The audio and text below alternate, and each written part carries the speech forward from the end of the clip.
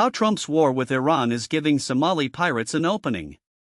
An armed pirate keeping vigil along the coastline at Hobyo Town, northeastern Somalia, near where Greek cargo ship, MV Falitza, is anchored since its capture by pirates November 10, 2009.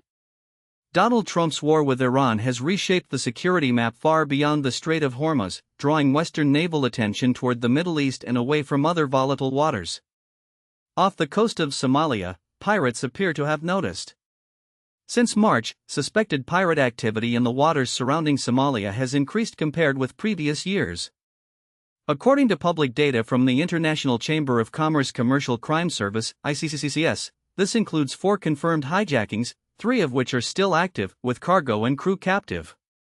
There have also been reports of boats being fired at and even boarded by suspected pirates.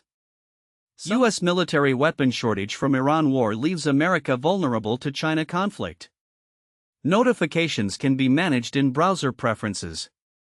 The United States military faces a critical 3-year timeline to replenish key weapon stockpiles heavily depleted by the Iran war, a new analysis reveals, raising concerns about America's readiness for any future conflict, particularly with China. The weapons systems in question include Tomahawk cruise missiles, designed for deep strikes into enemy territory, and Patriot and THAAD interceptors, crucial for defending against incoming missiles and drones.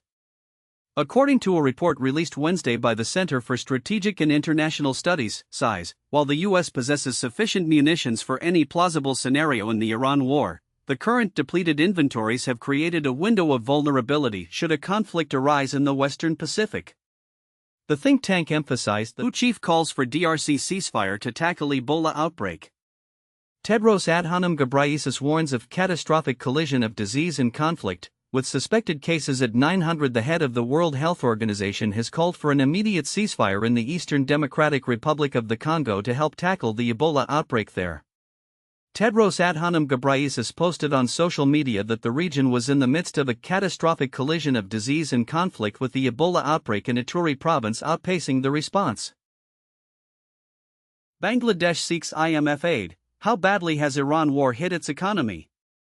The International Monetary Fund, IMF, reports that Bangladesh has requested a new assistance program as it struggles with the economic fallout of the United States-Israel war on Iran. We take a look at what assistance Bangladesh has sought, the South Asian country's history with the IMF, and how the war has hit its economy. The IMF's mission chief for Bangladesh, Ivo Krasnar, announced on Tuesday that Bangladesh had requested a new IMF-supported program.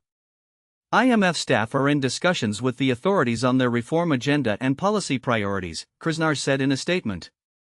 The IMF remains a committed partner to Bangladesh in its efforts to secure lasting macroeconomic and financial stability, strengthen resilience, and support strong, inclusive growth. Neither side disclosed the size or precise terms of the requested financial aid. Ukraine war is at turning point and Kyiv has 6 months to seize initiative, says senior commander. Notifications can be managed in browser preferences. Ukraine faces a critical 6-month window to seize the battlefield initiative from Russia and strengthen its position for potential peace negotiations, a senior commander has said, predicting an imminent turning point in the conflict now in its 5th year. Russian forces have made incremental gains since their full-scale invasion in February 2022, but their advances have slowed this year. Ukrainian troops are now intensifying pressure on the front line in an effort to push back the invaders.